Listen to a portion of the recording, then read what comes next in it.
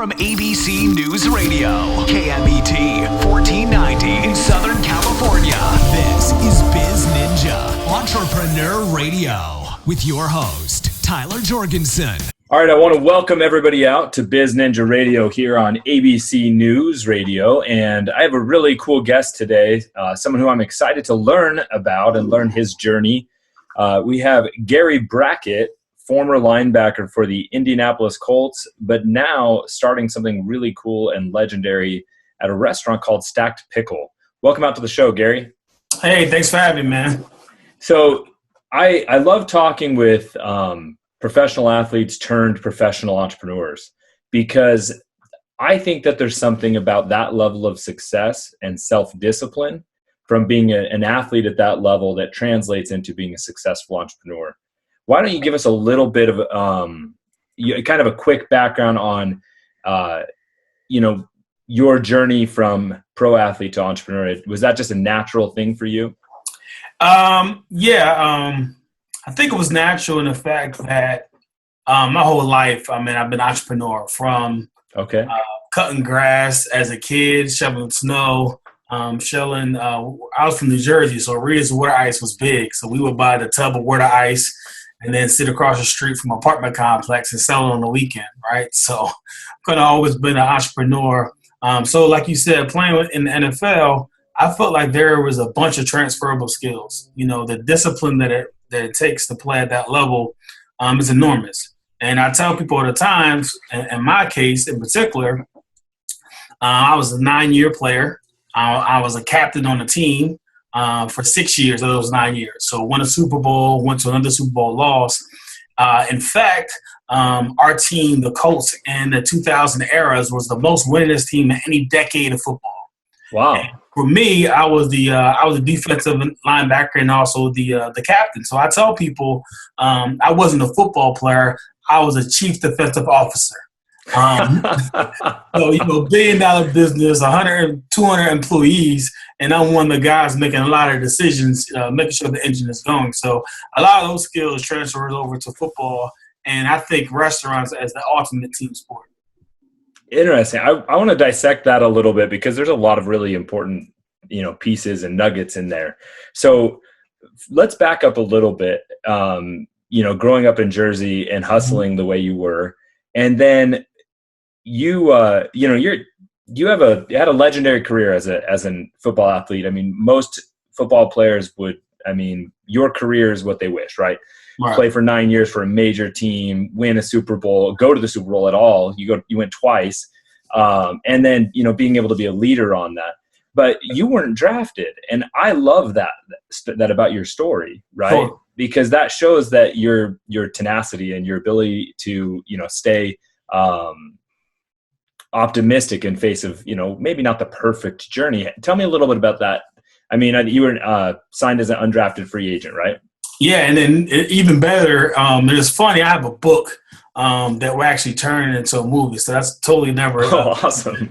But winning is in the side of the book. Yeah, so I also was a walk-on in college as well. Oh, wow. I was just one of those kids that never took no for an answer, and I was stubborn about my goals, which was to play in the NFL. And for me, it was by any means necessary. So not getting a scholarship into college initially, then not getting drafted to the NFL, would have just meant for me, I just had to work harder. And I got no problem rolling up my sleeves and working hard. And as you mentioned, the NFL is a cutthroat business. We always kid the NFL stands for not for long. The average career is about 3 years, 3.5 years. So to play for 9, it was a dream come true. But it was because of all the hard work, all the discipline. And I always would say when I played, I'm a 5'10", 230-pound human. And I would always say that I played from the neck up. I watch film. I study great players. I understood the game. And it's no different than what I'm doing now. There's a bunch of literature on restaurants. There's a bunch of literature on franchising. And I'm doing the exact same thing, just being a student of the game.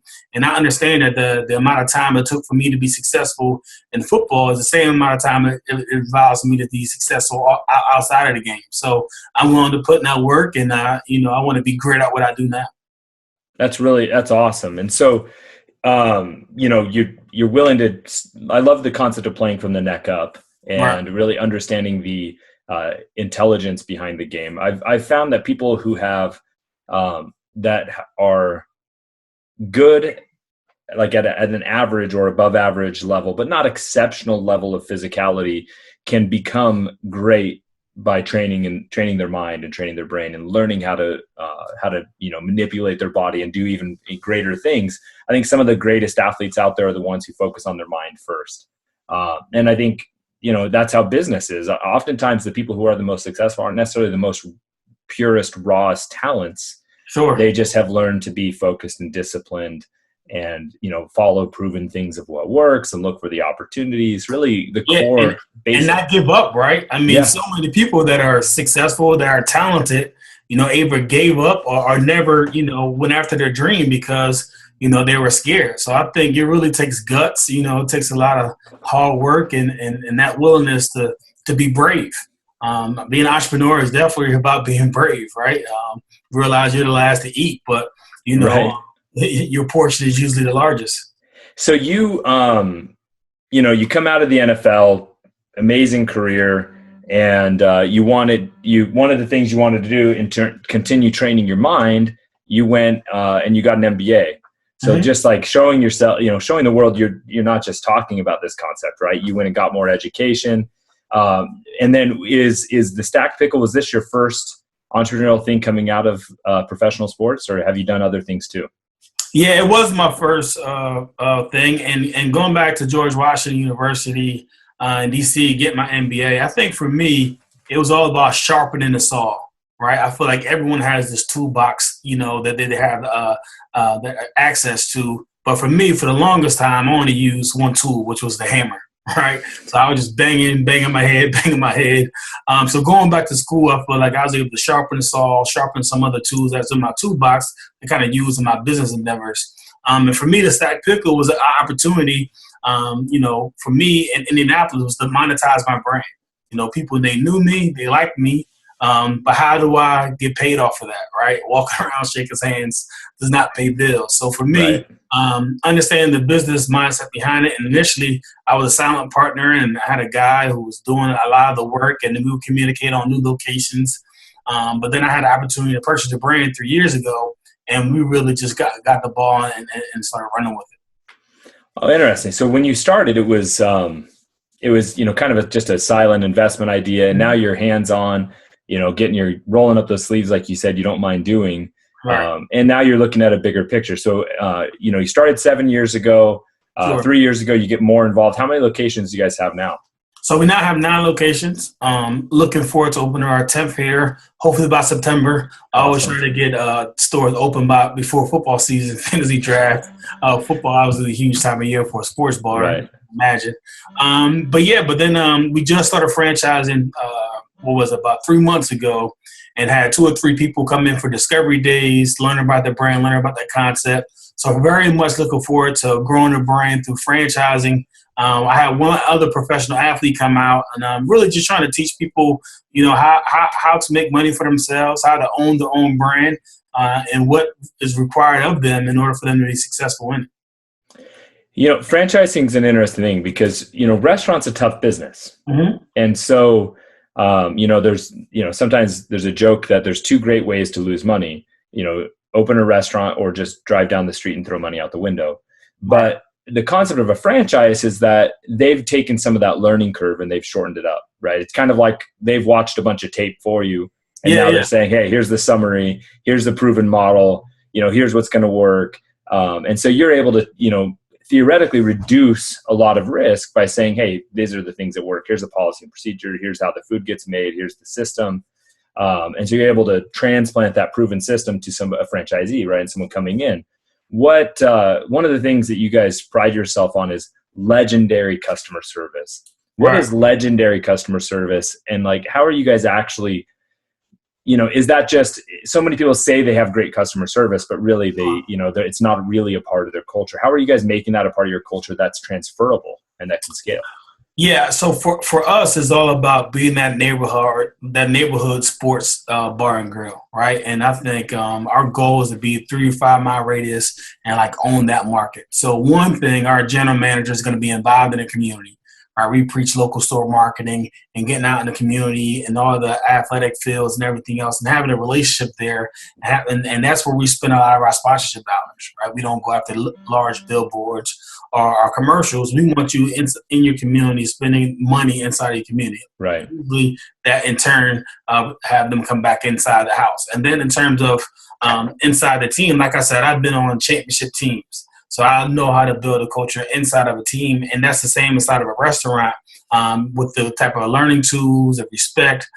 We have digital training programs that our servers go on and they understand our menu. They understand how to take care of the guests. We want you to come in and we want little Johnny in a baseball uniform. You want to engage. And how many hits did you have? Did you hit a home run, right? And having the flexibility to come out, bringing him a cookie pie as a present. So having that type of relationship in your community, I feel like does a lot well for other concepts where, they have name tags on and they could care less. You're just a number. They just want to burn and turn tables. Where we don't. We want to engage with our guests and have them come back, and become regulars. Oh, that's awesome. So I think that is something that a lot of businesses lose, especially when they begin franchising, is they lose that personal touch, the plug into the community, right? So they think, well, we're a part of the community simply by being present. And I like that you're talking about, no, you're going to reach out, you're going to, probably coordinate stuff with the local high schools and really be active as a part of the community. I think that that gets lost in a lot of today's businesses, right? Where they're no longer wanting to really be actively involved. And I think that's a great concept that you guys are doing. What's your guys' goals for Stacked Pickle over the next 5-10 years? Yeah, so I have like a franchise business plan. So we want to sign 4 franchises this year, 6 next year, and probably 6, for the next few years after that.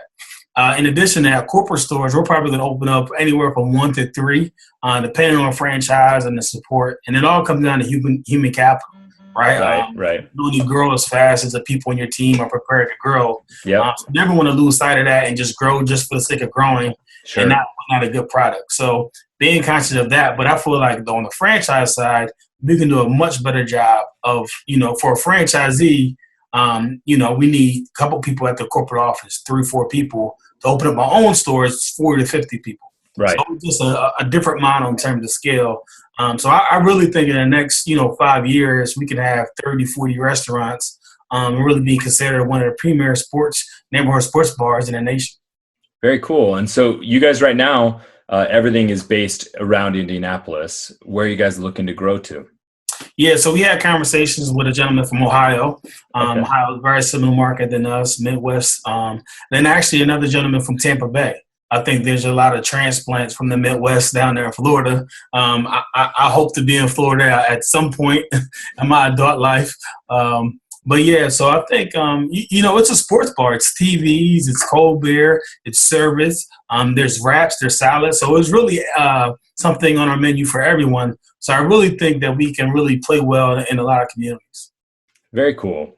And so, we'll come back and kind of loop in more of what you're doing now. I want to talk a little bit through your career and how I think your career is part of what helped develop you, right? And allow you to start doing and having the tenacity and the the goals about what you're building now. And so tell me, we talked about how you fought your way and you walked on to college, and then you signed as an undrafted free agent. And your first couple of years with the Colts, you were a backup. How did you fight your way to being from a backup to being a starter and becoming the team captain? Tell me a little bit about that journey. Yeah, so I go by the model, act as if, right? So act as if whatever you want to be. So if I always wanted to be the captain, I wanted to be the leader, I wanted to be the starter, that doesn't start the day when you get named the starter, right? It gets for me, it got started the day that I got, to Indianapolis and become a member of the Indianapolis Colts. And it just through my practice habits, during practice, outside of practice, through my film study, through my efforts in the weight room. So everything I did, my mind was prepared to be the starter. And I think as soon as the opportunity came, I took it and ran with it. And it wasn't something that was like, oh my God, I can't believe that I'm out here with all these other guys. I was like, no, this is my purpose. I should be out here and I'm going to show you how it's done. So I think having that mentality as act as if you want to be the CEO of the company, act as the CEO, right? Dress like the CEO, right? Prepare like the CEO, read books like you're a CEO, right? So that mentality that, if you're going to do something, you have the ability to get it done, but you first have to convince yourself in your mind before it becomes a reality.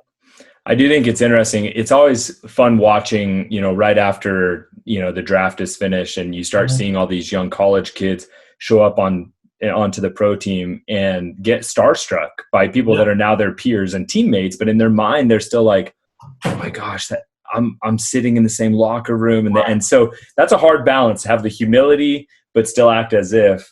Now, a big thing that I noticed and kind of looking through your career is 2003 you signed, but it wasn't as if life was perfect at that time. You got hit with a massive amount of adversity. How did you overcome that adversity and still keep that act as if mindset up? Yeah, that's a great question. And it's tough. I think it's documented in my book also, Winning, from Walk on the Captain of Football and Life. But I lost my father that October during the season. That February, I lost my mother. At the same time, my brother was diagnosed with cancer, and I lost him 12 months later. So in an 18-month time span, I lost my father, my mother, and my brother. And it was some very, dark times for me, just losing that many members of your core family group. It was really challenging. But for me, my mom always told me, that you're a blessing to continue to bless others and to take advantage of your opportunities. And I always believed in the way you honor your dad is how you live. And, at some point in my life, I was like, man, I just want to, go home and cry and mourn. And everyone's like, you have every reason to give up right now. I mean, your world has been shattered. But then there's the other side is like, no, you have every reason to live every day like it's going to be your last. Right. Because life is so precious. So that's when I act as if my mentality really just continued to thrive. It's just like, tomorrow's not promised for you. And if you had opportunity and you didn't take it, then shame on you. Right? Have no regrets. Like I'm sure my brother wish he had more life right now. So how can you care or complain about your legs being sore, right? Or about it being challenging, or about you having to overcome adversity, right? So it was just like, so what now? What? And then for me, it was just like, all right, let me continue to honor these folks. And really, I feel like they're angels looking down on me. And every day of my life is really glorifying them. There's an article I read once a long time ago called The Cheering Section. And it talks about all those people that have gone before us that are now cheering for us to live the best life possible for us that we can do, right? And so you rallied through that cheering section of yours, and I think it's really inspirational that you fought through that and chose, instead of allowing your mourning to tear you down, you allowed it to build you up. And I think that's really a remarkable thing. And you've got in 2009, you were given the Arthur Arkush Humanitarian Award, and that just shows you kept focusing on giving back and kept showing, on contributing to others. And I think it sounds like you learned that from your mother and have continued to do that. How are you keeping that legacy alive now? Yeah, so we in 2007 we started the Impact Foundation. And our Impact Foundation, it deals with children with critically and chronically illnesses right here in Indianapolis. And we're touched the lives of over 200,000 residents of Indiana. And for my mother, we just had it about 2 weeks ago. My wife, who's a doctor, she was the chair of the event, and it was a mother's tender heart luncheon. When we invited about 75 mothers into the restaurant and gave them a champagne brunch just to, in honor of them and what they do to sacrifice for their families. So for me, like I said, I continue to give back. That's a part of my long-term plan. It's part of my DNA. And it's amazing. I mean, sometimes, I book something out 6 months in advance. Then the day comes, I'm like, I got so much other work. I wish I wouldn't have booked it. And then I go through the event and I'm just like, man, I need to do this. Right? I'm giving back to them, but in return, they're giving back to me because I'm seeing how fortunate I am, and I'm seeing, what my impact is on others. So I'm just, moved to continue to be out there and be involved in the community. That's cool.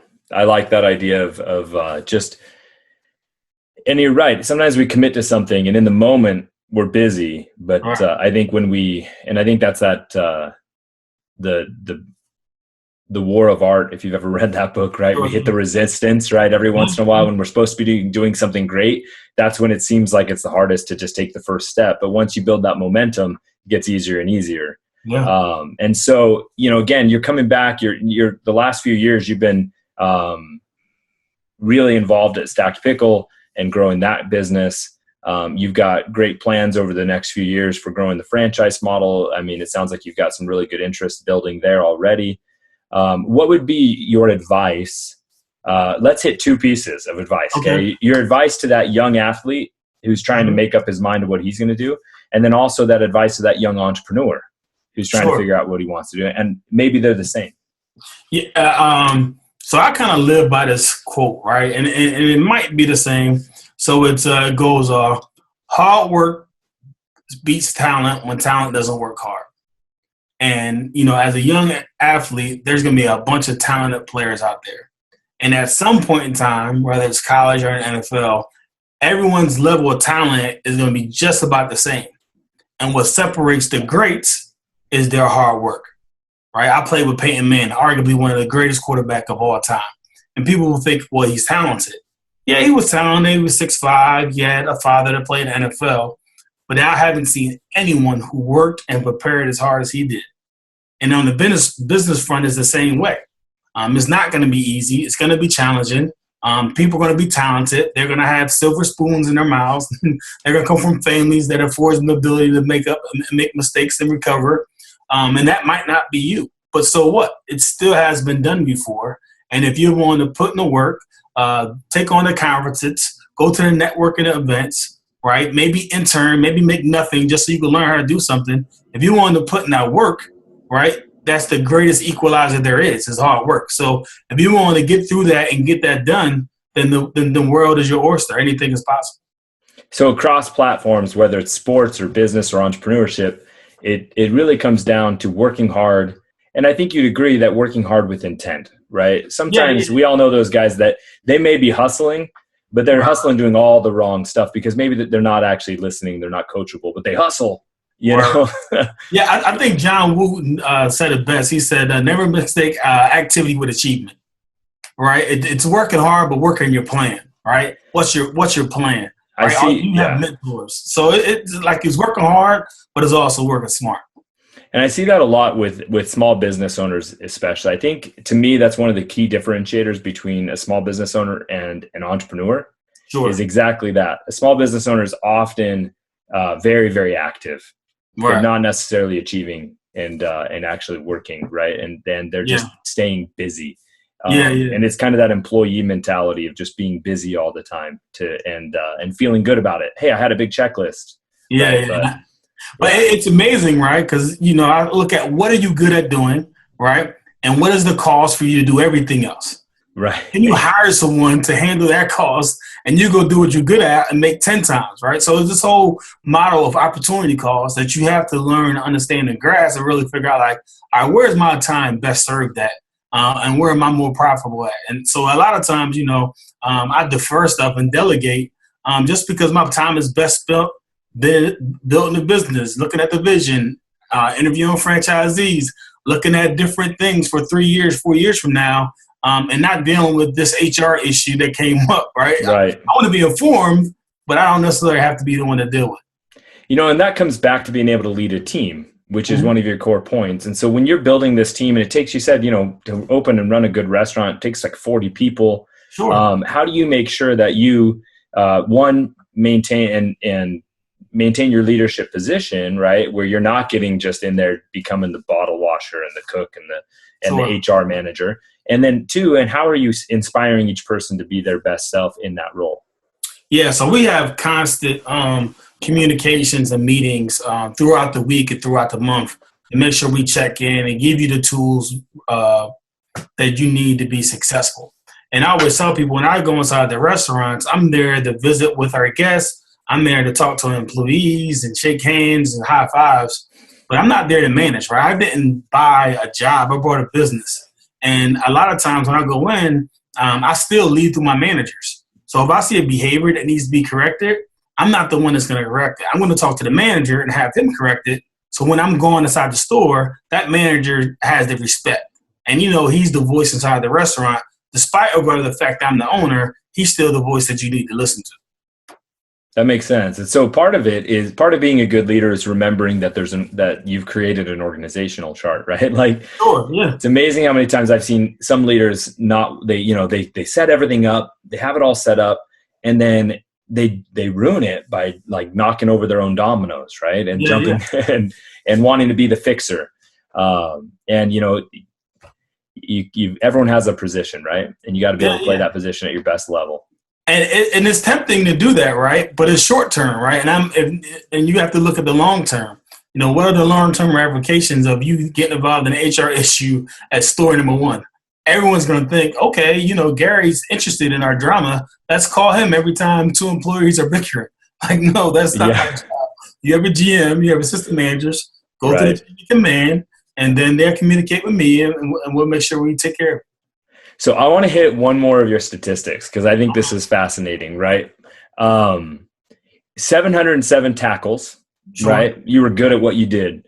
4 sacks. And this one though is my favorite. 1 defensive touchdown. Yeah. Do you remember that touchdown? Yeah, absolutely. and it's funny. I think I had maybe 2. Oh, okay. I remember an interception I ran for a touchdown. That was my first season against the Broncos. So it was like a rookie out there not knowing what I'm doing. I jump a route because I don't care. I catch an interception, and I skirt off for 29 yards. So that was awesome. But a fumble recovery, I got in Houston against the Texans. It was an epic comeback. We're down 21 points in the fourth quarter, and Rosenfeld, he did the helicopter. I don't remember this play, but someone hit him in the air. He flips in the air and fumbles the ball. I pick it up and run 79 yards. I still think I'm tired from running that fast, but yeah, it was a fun time for sure. And I think the reason I wanted to bring that up is because we just got done talking about how important it is to play your position. Right. But sometimes you got to be ready for whatever opportunity comes your way. Sure. Right. You were not hired and paid to score touchdowns. No. You were hired to stop the other team from scoring. But when the opportunity came, you better take it, right?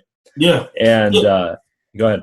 It's funny, right? Because for me saying delegate out, right? For me saying have an organization doesn't mean you don't need to know what this person does, right? Or you shouldn't learn to be well versed in what everyone's responsibility is, right? Because it may be a point where you're handing the ball and you need to run with it, right? And that's the opportunity where an interception, you hand the ball, and like you said, it's not my job. But still, like, I could do this, right? I know how to lead. So kind of having that whatever it takes mentality. Absolutely. And I think the whatever it takes mentality is what this all boils down to, right? Mm-hmm. Because in business and in entrepreneurship and in sports, in the end, you've got to do whatever it takes to get to your goals. And so I want to one of the questions that I've asked my guests for a long time, because I think that business and entrepreneurship is all about creating the life that we want. Sure. And you and your wife have 3 kids. I've got 4 kids, right? It's all, and we want to build a life for them. What is one major thing on your bucket list that you're going to accomplish here in the next 12 months? Wow. The next 12 months bucket list. You know what? And this is going to be awesome and alludes to the book Winning that I keep on referencing. So my book is getting made in a movie, and we're in June 10th and 11th. I'm going out to LA to shoot a teaser, to raise money to then have the shoot next year in my hometown of Glassboro, New Jersey. So that was a bucket list when I wrote the book some 7-8 years ago. That I wanted to make it a movie, and not for me being selfish. I want a movie about my life. I just think just because of the adversity I dealt with, just because of my mentality of whatever it takes. And getting that done and showing people that, yeah, you can work hard and you can overcome a lot of adversity. I think it's going to help some people. So I'm very excited about that process. We've been reviewing scripts and looking at casting charts and everything. So it's something I'm passionate about, the getting done. Like I said, not for me selfishly, just because I think that, the movie is going to help people and help people overcome some tough situation and just show them that if they push through, man, it's some gold on the end of that tunnel. Awesome. I'm going to connect with you offline about your book and about the movie, but I want to thank you for coming out on the show. This has been a really fun interview, and I think that any entrepreneur or any athlete can learn from your story and be motivated about the act as if mindset and learn from your journey. And so I'm excited to see your book become a movie, and your life story be out there more. So Gary, I want to thank you for coming out on BizNinja Radio. And any last words of advice? I think we said it, man. Hard work beats talent. So that's it. Work hard, work smart, man. Get it done. All right, everybody. Thank you for listening. Now go out and do something. Thank you for listening to BizNinja Entrepreneur Radio with Tyler Jorgensen. Please make sure to subscribe so you're first to hear new interviews and episodes. If you found this podcast to be valuable, please share it with a friend. Don't forget to visit our online dojo at bizninja.com to claim your reward for listening to the show.